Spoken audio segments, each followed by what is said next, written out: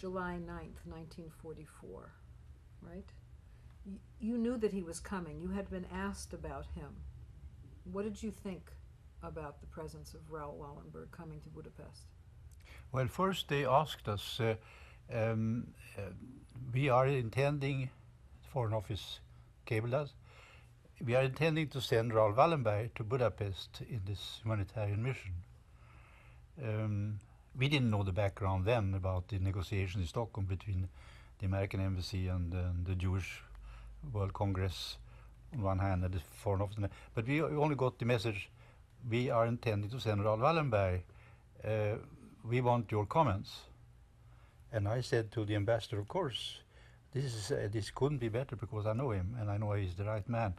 So it hadn't, of course they would never have sent him if we had said no, for heaven's sake, don't send Wallenberg. So, but that was never the question. So he came, as you said, on the 9th of July to Budapest. Late, of course, too late, but that was not his fault, nobody's fault. Of course, the whole countryside was already then evacuated and so on. So once he was appointed, he to travel day and night to come as soon as possible to Budapest.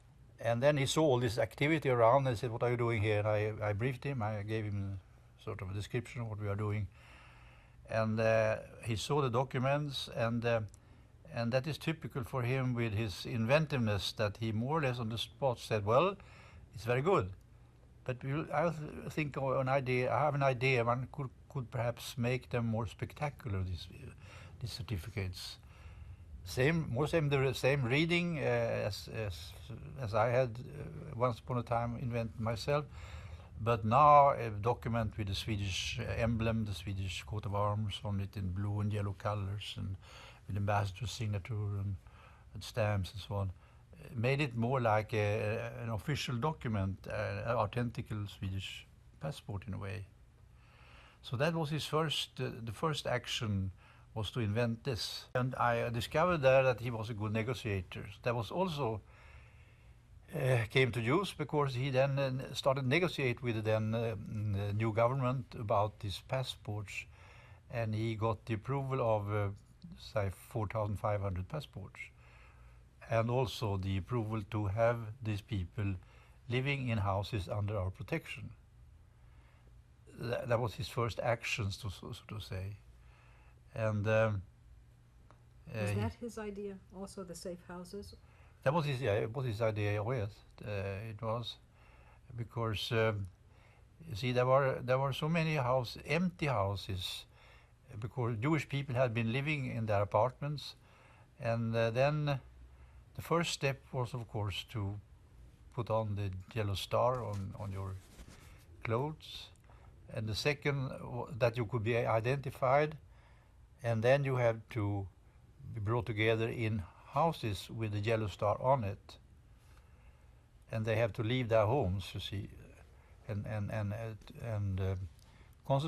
being concentrated in special houses, and the next step after that was, of course, to be brought to the general ghetto in the city, and from there on, then to Auschwitz.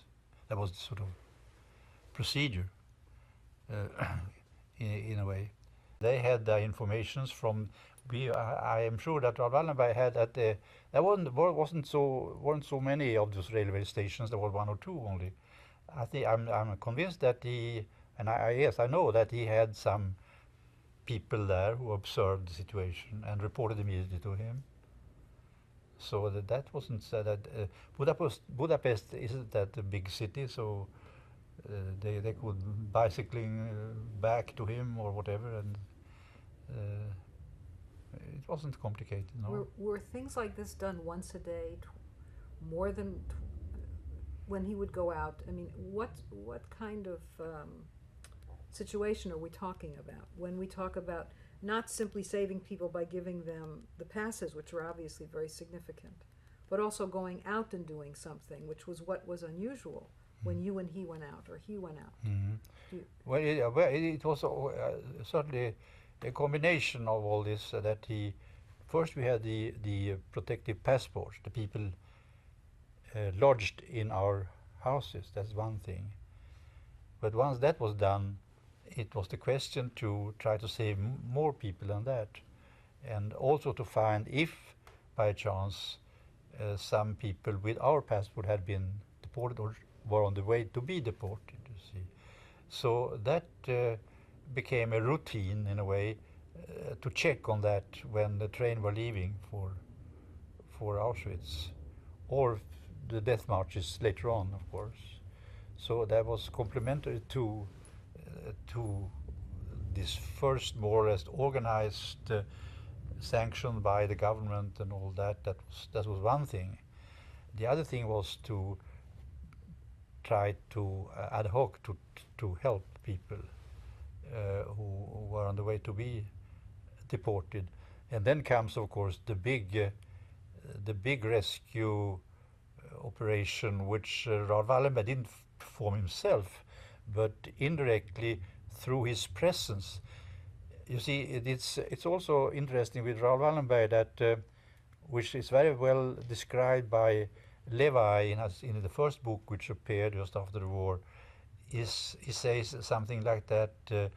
Raoul Wallenberg became the observing eye, so to say, which the conscience. He became kind of a something which the Nazis feared, in a way, that his mere presence stopped them from going still further, in a way, sometimes.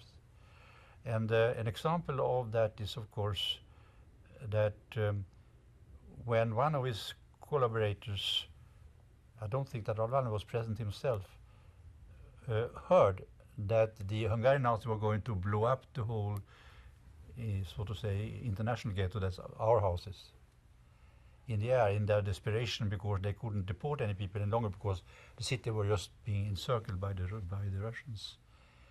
Then he took upon him to say with Raoul's words that Raoul Wallenberg is sending the message to you, General Schmidhuber, who was the last remaining army general, I mean not the SS, the army general in Budapest.